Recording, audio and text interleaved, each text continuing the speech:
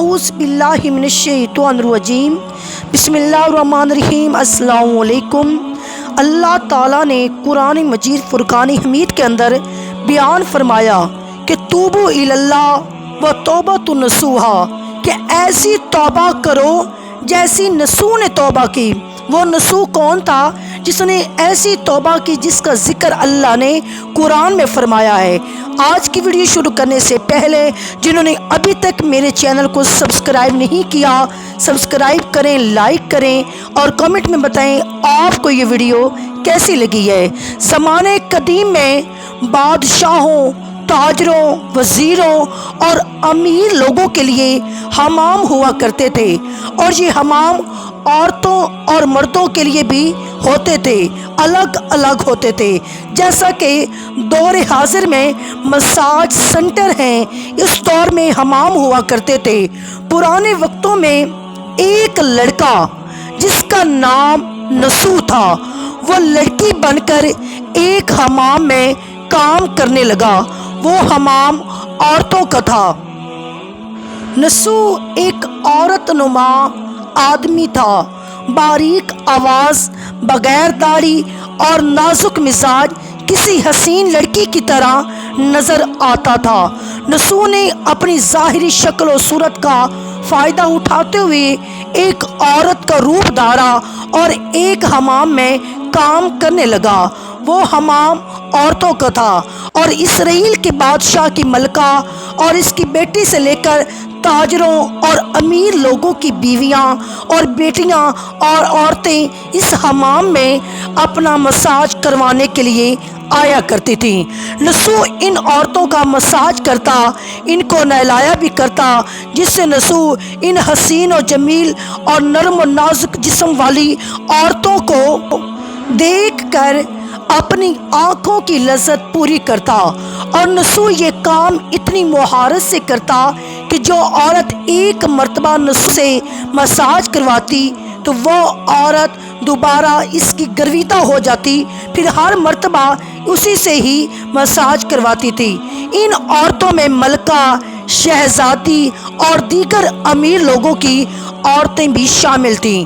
नसूह की हकीकत को कोई भी नहीं जानता था।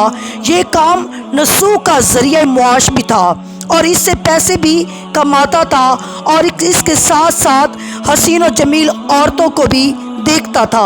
नसूह के ज़मीर ने कई मर्तबा इसको मुलामत की। ज़मीर की मुलामत पर नसूह तौबा कर लेता और इस शैतानी अमल से दूर रहने का इरादा करता, लेकिन फिर वो तौबा तोड़ देता। फिर एक दिन बादशाह की बेटी हमाम में हमेशा की तरह नहाने के लिए आई तो उस वक्त नसूह से मसाज करवाने लगी। मसाज के बाद पता चला कि शहजादी का हीरों से जड़ा हार नहीं मिल रहा। शहजादी ने हुक्म दिया सबकी तलाशी ली जाए।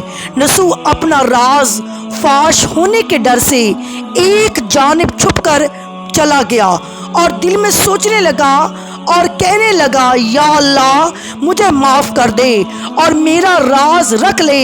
मैं आइंदा के बाद इस शैतानी अमल से तौबा करता हूँ। अभी नसूह दुआ मांग रहा था कि शहजादी की आवाज़ आई कि नसूह को तलाश करना बंद कर दो, हार मिल गया है। इसके बाद नसूह नम आंखों के साथ शहजादी के पास आया और इजाज़त तलब करके घर चला गया। घर जाने के बाद भी इसने खूब आहो बका की और कुदरत का करिश्मा अपनी आंखों से देख चुका था और इसने अब सच्ची तौबा कर ली थी। इसने हमाम जाना भी बंद कर दिया, जिसकी वजह से काफ़ी दिन बाद शहजादी ने नसूह की गैर मौजूदगी की वजह से इसे पैगाम भेजा और हमाम में आकर मसाज करने का कहा, लेकिन नसूह ने इस बहाने से बात टाल दी कि इसके हाथों में दर्द है, जिसकी वजह से वो मसाज नहीं कर सकता। कुछ दिन बाद फिर से शहजादी का पैगाम आया, लेकिन नसूह ने फिर से वही बहाना लगा दिया और बात टाल दी। नसूह ने सोचा अब इसका इस शहर में रहना मुश्किल हो रहा है, क्योंकि शहजादी और शहर की तमाम औरतें नसूह से मसाज करवाने की عادی ہو چکی تھی اور اس کی مہارت کی گرویدہ تھی۔ اسی وجہ سے نسو اس شہر سے کہیں دور ایک پہاڑی پر چلا گیا اور وہاں ڈیرا لگا کر یاد الہی میں مشغول ہو گیا۔ ایک دن اس نے اپنے پاس ایک بھینس کو دیکھا جو گھاس کھا رہی تھی۔ اس نے سوچا کہ شاید یہ کسی چروائے کی بھینس یہاں آ گئی ہے، جب تک اس کا مالک نہیں آ جاتا میں اس کی دیکھ بھال کرتا ہوں، جب وہ واپس آئے گا اسے واپس دے دوں گا۔ تو یہ سوچ کر اس نے بھینس کو ساتھ لیا اور چلا گیا۔ ایک دن ایک تجارتی قافلہ راستہ بھٹک کر نسو کے پاس آ پہنچا۔ قافلے کے لوگ پیاس سے نڈال تھے۔ انہوں نے نسو سے پانی طلب کیا تو نسو نے سب کو بھینس کا دودھ پلایا۔ سب نے پیٹ بھر کر دودھ پیا اور نسو سے شہر کا راستہ معلوم کیا تو نسو نے شہر کا قریب ترین راستہ انہیں بتایا۔ نسو کے اس اخلاق پر قافلے والوں نے اسے بہت سارا مال دیا، جس سے اس نے وہاں ایک کنواں کھدوا دیا۔ آہستہ آہستہ وہاں لوگ آنے لگے اور گھر بسانے لگے۔ وہاں کے لوگوں کے دلوں میں نسو کا ایک بڑا مقام بن گیا اور نسو کی نیک نامی کے چرچے ہونے لگے اور یہ چرچے بادشاہ تک بھی پہنچے۔ تو بادشاہ کے دل میں نسو سے ملنے کا اشتیاق پیدا ہوا۔ اس نے نسو کو پیغام بھیجا کہ بادشاہ سلامت تم سے ملنا چاہتے ہیں، لیکن نسو نے یہ کہہ کر انکار کر دیا کہ مجھے بہت سے کام ہوتے ہیں، میں بادشاہ سے نہیں مل سکتا۔ نسو کے انکار بار بادشاہ کو تعجب ہوا، لیکن اس بے نیازی پر اس کے دل میں نسو کو دیکھنے کا شوق زیادہ ہو گیا۔ اس نے کہا کہ اگر نسو یہاں نہیں آ سکتا ہم خود نسو سے ملنے جائیں گے۔ چنانچہ بادشاہ اپنے کرندوں کے ساتھ نسو سے ملنے روانہ ہوا۔ قدرت کا کرنا ایسا ہوا، جب بادشاہ نے نسو کے علاقے میں قدم رکھا تو قدرت کی طرف سے ملک الموت کو حکم ہوا کہ بادشاہ کی روح قبض کر لی جائے اور بادشاہ وہاں انتقال کر گیا، وہیں پہ فوت ہو گیا۔ چونکہ بادشاہ عقیدت مندانہ طریقے سے نسو سے ملنے آ رہا تھا اور رعایا بھی نسو کی نیک نامی کی گرویدہ تھی، تو نسو کو بادشاہ کی جگہ تخت نشین کر دیا گیا۔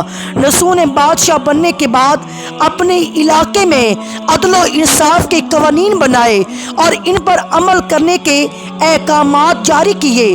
پھر وہی شہزادی جس کا نسو حمام میں مساج کیا کرتا تھا اور اسے نہلایا کرتا تھا، اس سے اس کی شادی کر دی گئی اور وہی ملکہ کے عہدے پر فائز ہوگی۔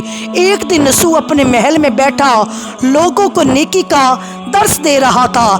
ایک شخص بولا، جناب کچھ سال پہلے میری بھینس گم ہو گئی تھی، میں نے اسے تلاش کرنے کی بہت کوشش کی لیکن وہ مجھے نہ مل سکی، میری مدد کریں۔ نسو نے اس شخص کا جواب دیا کہ تم بالکل بھی فکر مت کرو، تمہاری بھینس میرے پاس ہے، آج میں جو بھی ہوں تمہاری اس بھینس کی وجہ سے ہوں۔ اس پر نسو نے اپنے کرندوں کو حکم دیا، میری دولت میں سے آدھا حصہ اس بھینس کے مالک کو دے دیا جائے اور اسے اس کی بھینس بھی لوٹا دی جائے۔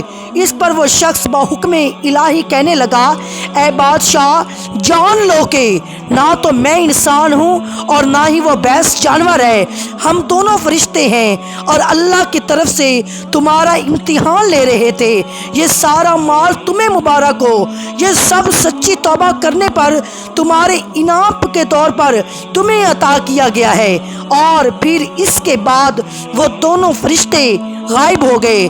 نسو نے مال کمانے کے لیے اللہ کا ناپسندیدہ کام منتخب کیا تھا، لیکن جب وہ کام اللہ کے خوف کی وجہ سے چھوڑا تو اللہ نے اسے بادشاہیت عطا کر دی۔